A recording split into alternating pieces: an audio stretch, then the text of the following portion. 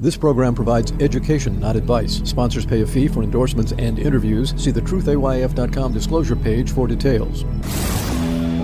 This is where technology, innovation, and personal finance come together. This is the truth about your future with Rick Edelman. It's Friday, January 5th. Coming up on today's show, it's the surprising thing that just might kill you in retirement. I'm going to tell you what it is and how you can prevent it from happening. Plus, we're going to talk with George Vradenburg on a different subject, us against Alzheimer's. Yesterday, I told you that you're likely to live to age 100 or beyond. If you missed the show, the link's in the show notes. But there's one thing you need to do to help you make sure that you get to age 100 and beyond. You need to avoid falling down. It's the leading cause of death by injury for people over 65. Falling down kills 32,000 people a year, 3 million visits to the emergency room, broken bones, head injuries, 300,000 people hospitalized every year just for hip fractures, $50 billion in medical costs. Every second of every day, somebody 65 plus falls down. Whoops, there goes another one. More than 95% of hip fractures are caused by falling, usually by falling sideways. Women fall more often than men. They suffer 75% of all hip fractures. Here's the thing. Falling is not a normal part of aging. The Centers for Disease Control publishes a quiz to see if you're at higher risk for falling. Let's take the quiz right now. Let's see how you do. Oh, you're in your 30s, you're active, physically fit, you're not going to fall down. Even if you do, you'll be fine. Fine. Then take this quiz with your parents in mind or your grandparents in mind. All right, here we go. First, have you fallen in the last year? If yes, give yourself 2 points, because people who have fallen once are likely to fall again. Next, have you been advised to use a cane or a walker? If yes, give yourself 2 points, because people who have been advised to use a cane or walker are more likely to fall. Do you sometimes feel unsteady when you're walking? If yes, give yourself 1 point. When you're at home, walking around the house, do you steady yourself by holding onto furniture? If yes, give yourself 1 point. When you're in a chair and you're standing up, do you need to push with your hands to help you get up? If yes, give yourself 1 point, because that means you have weak leg muscles. That's a major reason for falling. Do you have trouble stepping up onto a curb? If yes, give yourself 1 point. That's also a sign of weak leg muscles. Do you often have to rush to the toilet? If yes, give yourself 1 point. Rushing to the bathroom, especially at night, increases your chances of falling. Have you lost some of the feeling in your feet? If yes, give yourself 1 point. Numbness in your feet can cause you to stumble and fall. Do you take medicine that sometimes makes you feel lightheaded or more tired than usual? If yes, give yourself 1 point. Do you take medicine to help you sleep or improve your mood? If yes, give yourself another point. Those medicines can increase your chance of falling. Do you often feel sad or depressed? If yes, 1 point. Depression is linked to falls. Now, add it all up. How many points did you score? If you scored 4 points or more, you are at risk of falling. You need to go talk to your doctor or to your parents or grandparents if you were taking this quiz for them. Tell your doctor right away if you have fallen, or if you're afraid you might fall, or if you feel unsteady. Get an eye exam as well and update your glasses. Get your feet checked out. Make sure you're wearing proper footwear. And stay active. Exercise your legs to make them stronger and improve your balance. Tai Chi is great for that. And make sure your home is safe. Get rid of hazards that could cause you to trip. Replace rugs with wood floors or carpets. Get rid of slippery surfaces. Keep clutter off the floors. Add grab bars in the bathroom. Get handrails and lights installed on all your staircases. And always, when you're climbing up or down stairs, use the 2-point stance. Always have 2 points connected. That means 1 foot and 1 arm, because one of your feet are always up in the air. And that means using the handrails. Yeah, you can live to age 100 if you avoid falling down. Be sure to join me all next week. I'm going to be podcasting for you from CES in Las Vegas. Yeah, it's the annual Consumer Electronics Show. I'll be there all week looking at the newest tech that's coming in our future, some of it this year. I'm going to tell you all about it. It's the biggest event of its kind, CES. More than half of the Fortune Global 500 is going to be there. Top retailers from 150 countries, 44 different technology categories, from 5G to AI to crypto. FinTech, food tech, gaming and esports, home entertainment, home office hardware, investing tech, quantum computing, robotics, space tech, sports tech, vehicle tech, video tech, wellness tech. It's all next week. Starts on Monday. Be sure to listen. Coming up next on the program, a conversation with George Vradenburg, where we talk about what's worrying me about the future and George's take on it. I'm Rick Edelman. Stay with us. Support for Rick Edelman's podcast comes from Invesco QQQ. Meet Carmen, an everyday person who likes working in the garden, hosting dinner parties with friends, and listening to live music. She also participates in Progress by investing in a fund that supports innovative ideas. Invesco QQQ ETF allows you access to innovators of the NASDAQ 100, so you don't have to be an engineer to help push progress forward. Anyone can become an agent of innovation. Learn more at Invesco.com/QQQ. There are risks when investing in ETFs, including possible loss of money. ETFs' risks are similar to those of stocks. Investments in the tech sector are subject to greater risk and more volatility than more diversified investments. The NASDAQ 100 index comprises the 100 largest non-financial companies on the NASDAQ. You can't invest directly into an index. Before investing, carefully read and consider fund investment objectives, risks, charges, expenses, and more in prospectus at Invesco.com. Invesco Distributors, Inc. The Truth About Your Future with Rick Edelman is brought to you by Schwab. You want control of your financial future, and Schwab knows that. That's why when it comes to managing your wealth, Schwab gives you more choices, like full-service wealth management and advice when you need it most. You can also invest on your own and trade on Thinkorswim, the powerful award-winning trading platforms. Plus, you'll get low costs, transparent pricing, and 24/7 live help. Because Schwab understands it's your financial journey, and they believe you should have choices in how you invest. Visit schwab.com to learn more.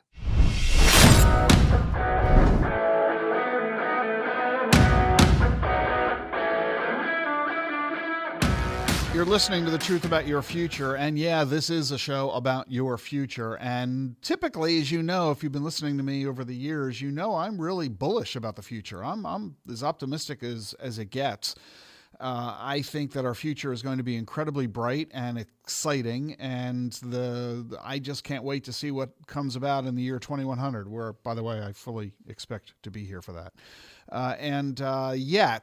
Yet, we have to make sure we're not being Pollyanna about this, that we're not truly looking through life with rose-colored glasses. How many other cliches can they give you? We really do need to look at some of the realities of what's happening. Is the future going to truly be as bright as we hope it will be?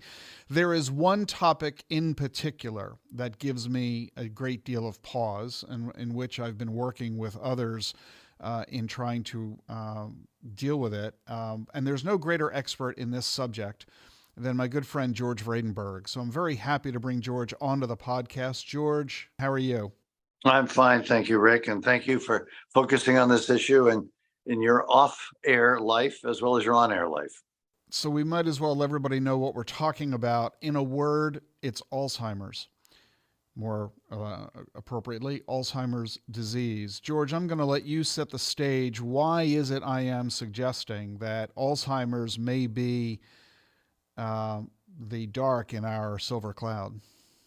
Well, given the fact that we're now living longer lives and that 1 out of 3 of us over 85 will have this disease, it's in all of our futures unless we happen to die of something else before 85. So 85 is certainly a reachable age for most people, many people.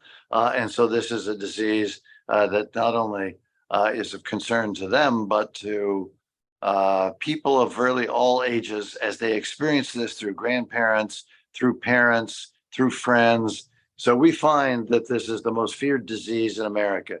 even during COVID, when you ask people, what is your most feared disease? They said Alzheimer's before they would say COVID. So this is something that affects us all. We all tend to know someone either in our family or in the family of a friend who's experienced it. It's just ubiquitous. And it is partly frightening, not merely because we all are horrified at the thought of losing our minds, literally, and losing our memories, and losing control over our bodies and our surroundings. That itself is terrifying. But we're also equally terrified at the fact, as you pointed out, George, so many of us have experienced a family member or loved one or a friend who has developed those symptoms, and we have seen the devastation of the family, the caregiver, because these Alzheimer's patients require typically 24/7 care. The emotional toll, the physical toll, the financial toll on the family is, in its own way, as devastating as what the patient themselves are experiencing, no? It is. There are 2 to 3 caregivers for every person with this disease. It's usually the daughter or daughter-in-law or the wife, because women tend to live longer. And as a consequence, we men get the benefit of that. But on the other hand, our wives, our sisters, our daughters take on the burden of this. So you're absolutely right. It is an enormous emotional impact on a family to see a loved one slowly disappear in front of you over a period of time. And of course, the cost is significant. The caregiving costs at home are significant. And if you want to put your loved one in an assisted living facility because your loved one has either gotten agitation or incontinence or just made caregiving at home impossible, the costs of assisted living well over $120,000 a year. This is an expensive disease for families. And think that how many families in America can't afford $500 for an unexpected medical emergency. So essentially, it will require many people in this country who cannot afford that professional care to lose their jobs, to get off of their jobs, or to take part-time jobs instead of full-time jobs, to step out of a career. And that has impacts on that person's career and in income generating possibilities currently, as well as for their retirement. And it costs them their opportunity to live their best life. And just to put an exclamation point on this, that $120,000 figure that George has cited is not covered by health insurance or Medicare. That's out-of-pocket cost. 10 grand a month is the national average for Alzheimer's patients. And it doesn't take long for a family to find itself bankrupted as a result of this, at which point they become eligible, the patient, for Medicaid, which is the federal health program for the poor. But by that point, the family is bankrupted. And this is why it is so financially devastating and why this is going to have the risk of threatening the nation's finances. If we have, you tell me, George, how many people in America have Alzheimer's today? Well, it depends a little on how you define it. Right now, symptomatic Alzheimer's, it's about 6 to 6.5 million people. And how many are we projecting by 2050 if we don't? It's 15 million or so. But there is a period. This is a disease which in a symptomatic phase is represented by that 6 to 6.5 million today, tripling over the next 30 years. But that we can now identify this disease 20 years before you get symptoms. So if you look at the population that has Alzheimer's but not yet gotten symptoms of Alzheimer's, is closer to 45 to 50 million today in the United States. And this is why it's such a challenge for our government, because if everybody's going to go broke paying for care for themselves and their families, turning to Medicaid, which is a government-funded program, the system is simply not designed to deal with this. And why it is terrifying on every level, the patient, the family, and society. And why George has been devoting his professional life to this issue. George, you're not only the founder and chairman of Us Against Alzheimer's, which we'll talk about in a bit, but more recently, you have become the founding chairman of the Davos Alzheimer's Collective. Talk about what you're trying to accomplish with that organization. Well, this is a partnership of one of our organizations, the biopharmaceutical industry, which is set up with us, a sort of corporate roundtable around this disease, and the World Economic Forum. The World Economic Forum called us a couple of years ago and said, we now think that Alzheimer's globally is a challenge, a global health challenge comparable to infectious diseases. And therefore, we want to take this issue on globally. Most of the people, 2/3 to 3/4 of the people with Alzheimer's in the world, do not live in Europe or the United States or Japan. They live in low and middle income countries. Think China, think India, think Indonesia, think Brazil, think Nigeria. Nigeria's population is generally younger, but the threat of Alzheimer's already is on their radar screen. So these large countries with very large populations are now the bulk of the people with Alzheimer's. So low and middle income countries are suffering this as well. 90% of the research on Alzheimer's has been done in white Caucasian populations. That is, populations of Eurasian descent. Yet 65 to 70% of the population with Alzheimer's is not of European descent. So how do you attack this global issue? You have to link and scale existing efforts that exist around the world that are underscaled. As one of the directors of board of directors of the Davos Alzheimer's Collaborative, Elias Zerhouni, who was the chairman of the director of NIH years ago, said, we're trying to attack a 100-foot problem with 10-foot ladders. You cannot do that. You will never get to a solution to the problem. We need to link those ladders, scale them to be able to achieve a solution to this tremendously impactful global health issue at a global level. So can you talk about what the Alzheimer's Collaborative via Davos, the World Economic Forum, is trying to do that is not already being done? Well, first, we basically have 3 programs. One is a cohort program. So there are cohorts around the world that have been developed, that is, hundreds of thousands of people in a study of cardiovascular disease, of malaria, of HIV/AIDS, of metabolic disease, diabetes. We are basically investing in those cohorts to get measures that are relevant to Alzheimer's disease. So we're investing in blood, which gives you genetic information and gives you biomarkers of what we know about this disease. And we invest in digital cognitive assessments. That is, the ability to use a cell phone to basically test your memory through time. So every quarter, speak the same thing into a cell phone. We can now tell by voice print whether or not you are cognitively declining. That's one program. That data will be aggregated in a Gates Foundation data sharing mechanism so that every researcher around the world will have the same access to resource and data that the high income countries now do, but the low incomes do not. I don't think intellectual capacity is distributed 90-10 in white Caucasians either. So that's one. Number 2 is global clinical trials. We do clinical trials in North America. We have a 100 trial site operation, but we've now got 40 trial sites in Europe. We are now looking at trial sites in Africa, Latin America, and Asia to extend clinical trials into these larger countries, which are going to become commercial marketplaces for biopharmaceutical products. And then third, we have to get our health systems ready.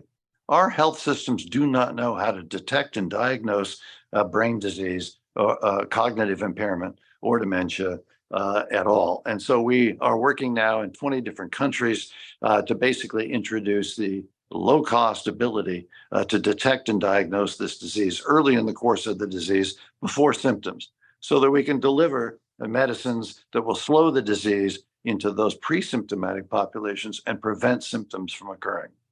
Now, it sounds very exciting, and just listening to it, I'm like, how thankful that all of this is going on. But at the same time, I'm wondering, Alzheimer's has been around forever, like cancer has been and tuberculosis has been. And yet, when we look at TB, when we look at cancer, we have seen incredible amounts of money and incredible amounts of progress in the fighting of those diseases. Give me a sense of where we've been in the world of Alzheimer's. Go back over the last 20 or 30 years. How much money has been spent in research, and what do we have to show for it?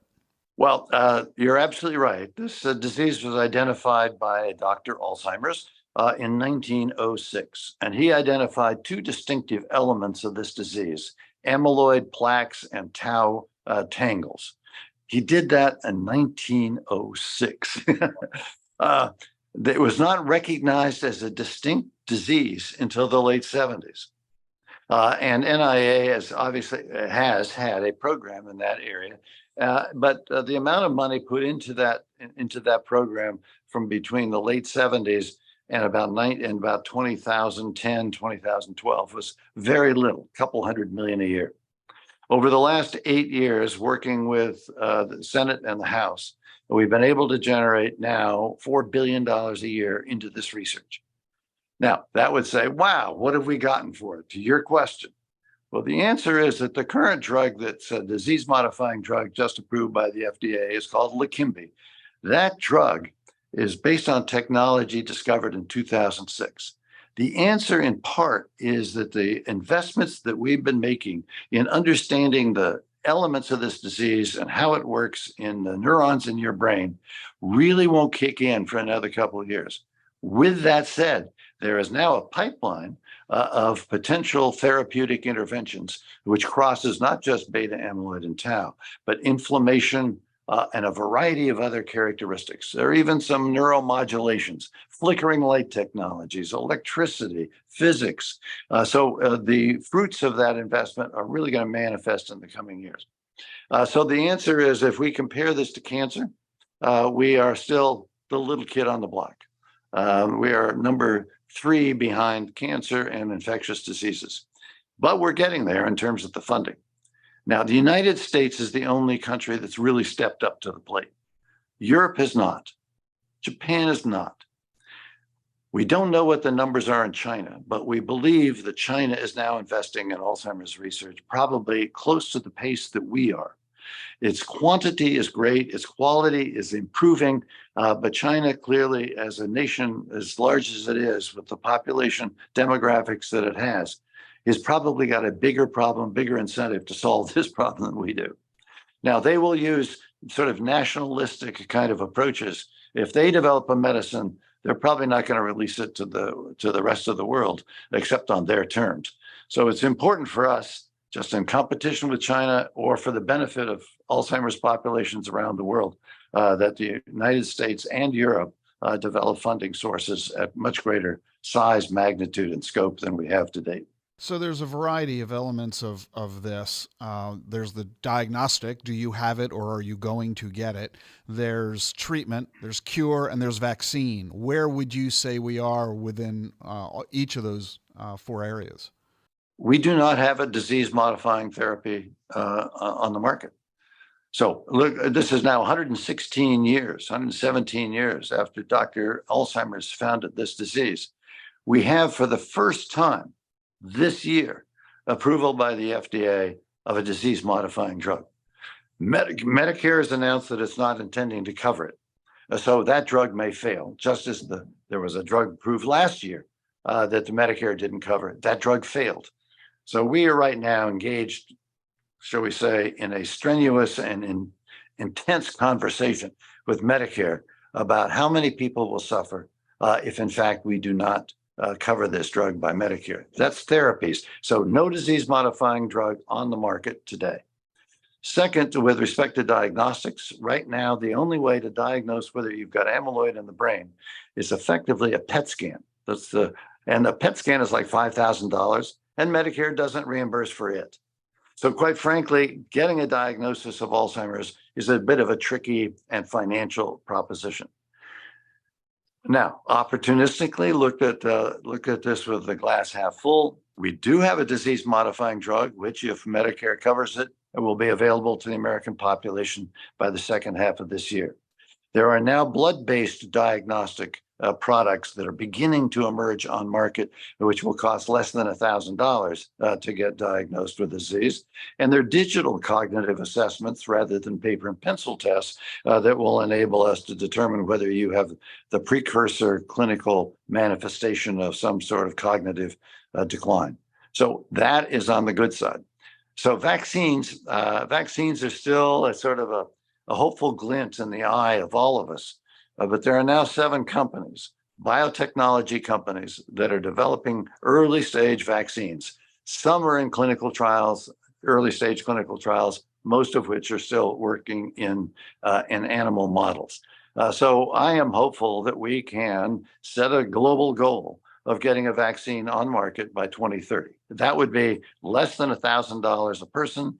That would enable us to get access to a therapeutic intervention way before symptoms appear around the world, in particular in the United States. So under $1,000 a year is, compared to the current price of this potential vaccine, this potential disease-modifying drug at $26,500, that would be huge, huge. And let's, in fact, highlight that about Leqembi, that fact that it is $26,000. The drug before that was double that cost. And Medicare, the debate in part is that Medicare's attitude is, and I'm not sure how much they're willing to say this as bluntly as I am about to, but if they were to approve a drug that costs $26,000, they'd be spending as much on that drug as they pretty much spend on all their other drugs combined. This could bankrupt the Medicare system. And is that part of the reason that they are reluctant, shall we say, to saying that they'll reimburse? I think, Rick, that you've said it very bluntly and very correctly. I think they're concerned about their budget. Like any insurance company, you just as soon not cover people, notwithstanding the fact that we pay premiums every single year. Every one of us who works pays a premium every year. Your insurance company is going to say, forget that benefit. They'd make more money that way. So they're acting just like a commercial insurance company and trying to regulate how many people they'll actually cover with this, if any. So yes, you've absolutely put your finger on the key question. But we're now costing Medicare over $300 billion a year in taking care of us. And if we don't have a strategy to get an innovation on market that will in fact reduce those costs over time, as Roy Blunt, the former senator from Missouri, would put it, this is going to be a cost to Medicare equal to the Defense Department by 2050. So, you can either go one way and say, gee, we'll just absorb those costs as part of Medicare's normal coverage of your hospital and your doctor's visits and the like, and expect that budget to grow every year until 2050 and have it be the size of the Defense Department or greater. Or you can say, I have a strategy, says the government, to actually reduce those costs by preventing this disease. The first drug out of the gate, going to be higher price. It's going to be lower performing than the second drug. Second drug will be better, lower price, better performing. The third drug and the fourth drug, increasingly lower cost and higher performance drugs. Look at the HIV situation. We had the first drug out of the gate, didn't work well, but it gave hints as to how you could interrupt the HIV part of that and prevent AIDS. And so far, it took 3 drugs to get to the place where we now have a cocktail that you take to say HIV positive, but never die of AIDS. Now, that's the goal with Alzheimer's. 3 drugs, 4 drugs, whatever it takes. But we have to start with the first drug if we're going to get there. So this is a certain level of optimism that you're painting. You're demonstrating there's a new level of attention at the government level and governments around the world. There's a new level of funding. There's a new level of research as a result of that funding. And you're painting a scenario of fairly good optimism that over the next several years, we're going to see this pipeline come to fruition and drugs coming to market. We've already got one. And that over the next 10, 20 years, we're actually going to see cures in addition to treatments and maybe ultimately eventually getting to a vaccine. That's hopeful for sure. But what about right now? What is it, George, that you believe people can, and frankly, what people should be doing to keep their brains healthy? What can we as individuals do while we're waiting for you and everyone else in the Alzheimer's world to deliver for us? No question that recent research in the brain health area has identified 12 to 14 risk behaviors that, if addressed during the course of our lives, all of our lives, from birth to 60s, it reduces the risk of getting Alzheimer's by roughly 40%. The top ones are diet, as you might imagine. Putting the food that you put into your body has an effect on your body and how it affects your heart, it affects your diabetes, and it affects your brain. So food, watching your diet, Mediterranean diet is important, as well as reasonable but not excessive use of liquor. The second most important probably is sleep. Sleep, it turns out, is the time that your brain basically disposes of toxic proteins in your brain. So getting 7.5 to 8 hours of sleep a night, that's quality sleep, is an important factor in reducing your risk of later life cognitive decline. Activity, just like activity is good for your heart, activity is good for your brain, increases blood flow, it keeps your brain constantly refreshed. Next in line probably is social interaction. What you and I are doing right now, it turns out to be exercising the brain. Why? Because you have to ask me a question. I have to think about what you just asked me. I have to formulate a response and then execute a response, and then you do it by the other way. The social interaction, avoidance of loneliness, turns out to be important. So how do you address loneliness? Hearing aids. Hearing aids is one. Right? If you can't hear a person, you don't have that ability to socially interact. So there are a variety of things that we can do. Those are the top four, but there are others as well. And so we have to pay attention to this. Turns out that environment has an effect. The pollution in the air pollution, water pollution has an effect on your body, as you might expect, and on your brain. The brain is not a distinct part, not separate from the rest of your body. You go to your doctor, he'll give you all that checkup from the neck down, but you'll never get a checkup from the neck up, right? All too true and all too astonishing when you put it that way. Why on earth not? So you mentioned pollution. I therefore have to assume that smoking can't be good for your brain, the internalization of that smoke into your body. But what about alcohol? Is there any research demonstrating any links there?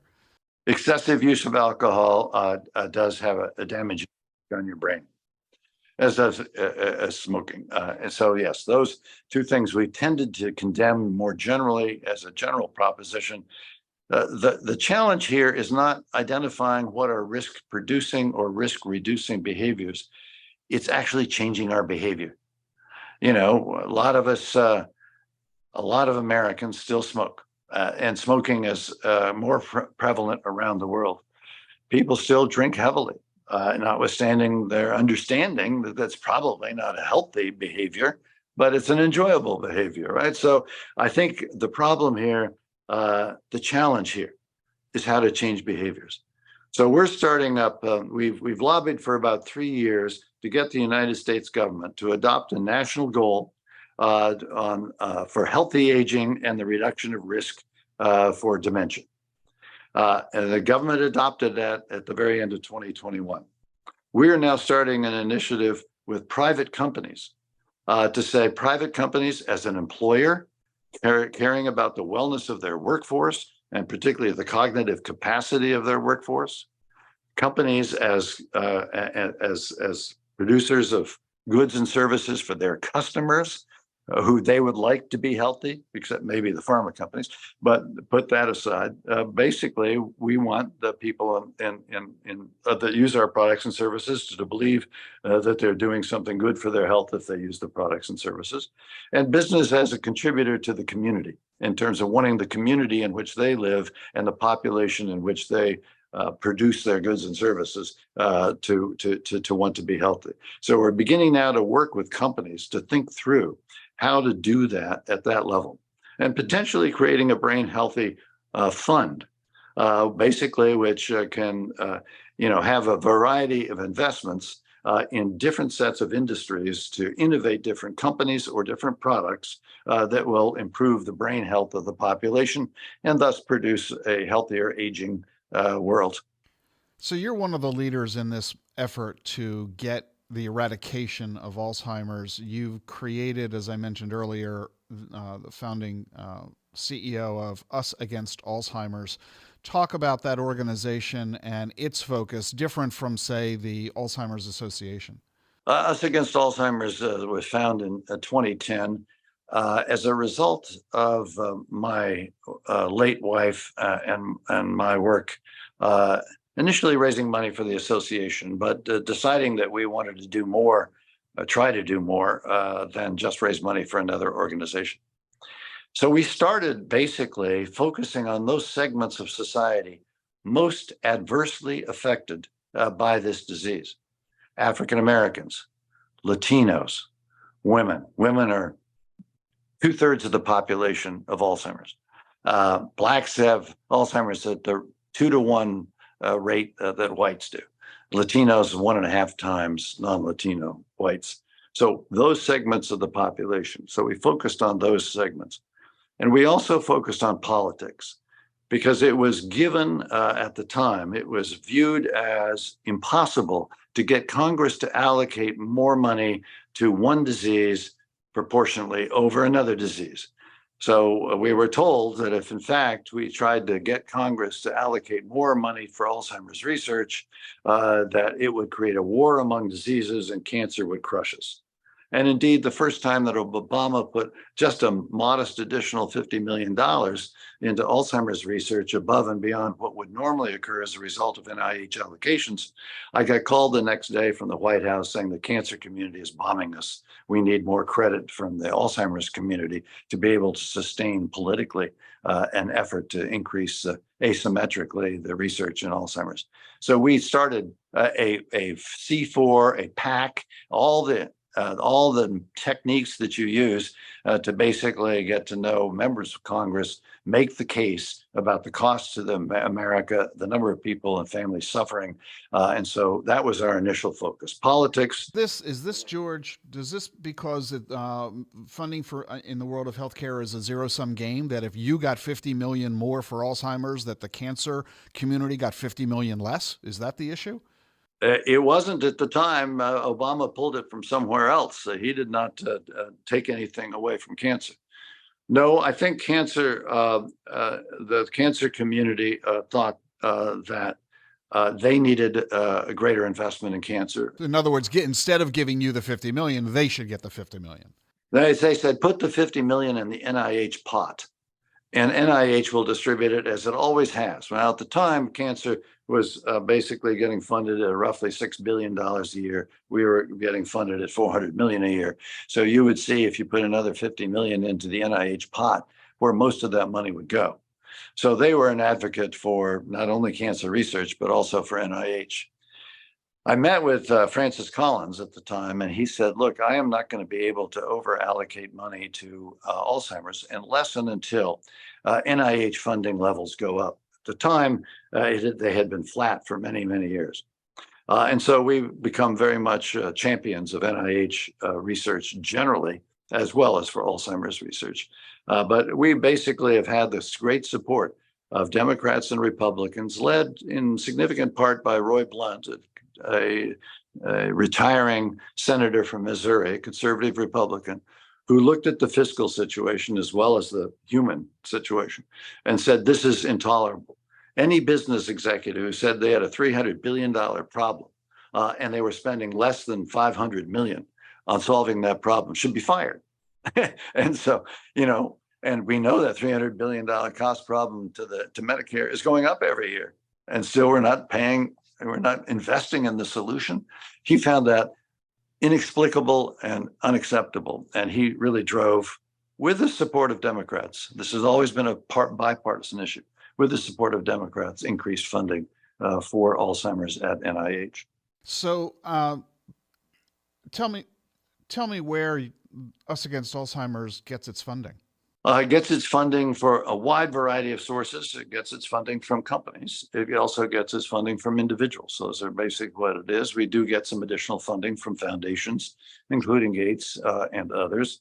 So it gets it from multiple diverse sources. And indeed, as we've seen in our own experience, our major funder at the time we started, one of our major company funders when we first started, was J&J. It had a drug in the pipeline. It wanted patient support for the efforts to get that through the pipeline. That drug failed in clinical trials. It stopped funding. So you'll see over the years, different companies fund us at different points in time because they want to both inform us of where they are in the drug pipeline and want our support for getting those drugs through the pipeline. we tend to be aligned with companies, except when it comes to pricing, because we obviously want drugs that are affordable, and we want drugs that Medicare can afford. So we basically, when Biogen put out a $56,000 a year drug, we spent months with them, urging them to reduce the price of that drug. And they reduced it by half. They cut it in half. And that is the reason why the next drug in line, so they went from 56 to 28,000.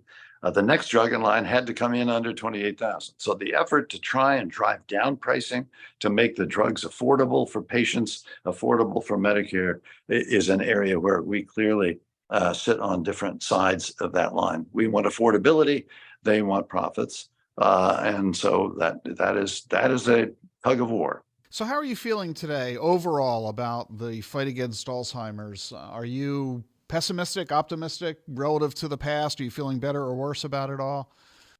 If it weren't for Medicare, I feel a lot better. You know, the innovation that's occurring in the industry is significant. It's marked, it's measurable, it's visible. FDA has changed its posture over the last 2 to 3 years, from one which was basically saying no to saying, how do we get to yes? We want to look at the science. We want to understand the science. But we are leaning forward now. If you can demonstrate that the science of disease intervention is going to produce a clinical benefit, we'll be supportive of that product. Medicare hasn't gotten there yet. And Medicare is toing and froing. Clearly, the political wins in Washington on the Democratic side tend to be pharmaceutical pricing is too high. How can we force it down? Either through price regulation or through triaging and rationing what Medicare benefits can be made available to the American people. So that is a wave in Washington.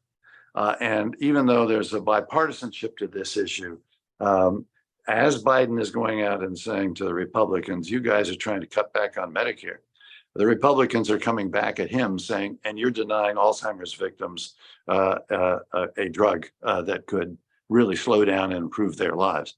So this is becoming partisan. We don't like that. We want this issue to be bipartisan.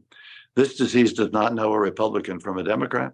And quite frankly, we want everyone, Republicans and Democrats, to have access to these drugs.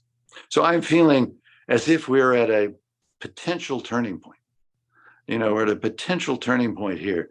If this drug can get covered by Medicare, and companies will see that there's a path to market, they will invest more in innovative products, and hopefully Europeans would follow us and Japan would follow them.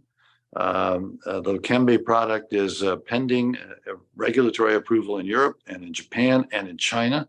And so if those governments are prepared to approve release of the drug to the market as safe and effective, and their payer systems are going to reimburse patients for the use of those drugs, I think we are in for a real fascinating period of innovation in getting at this disease.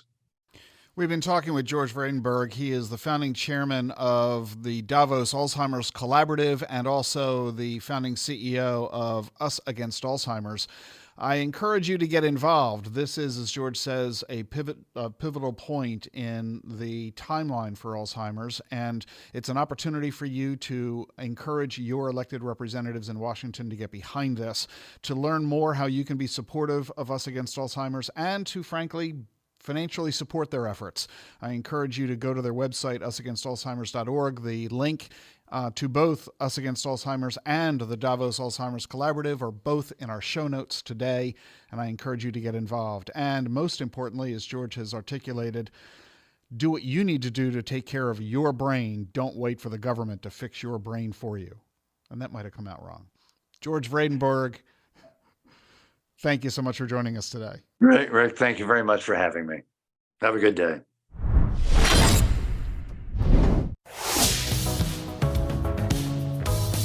Thanks for joining us today.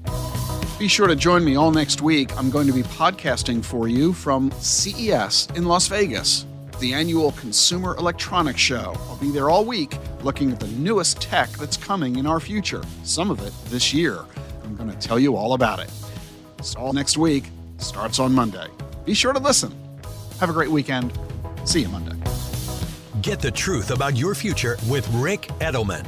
It's thetruthayf.com.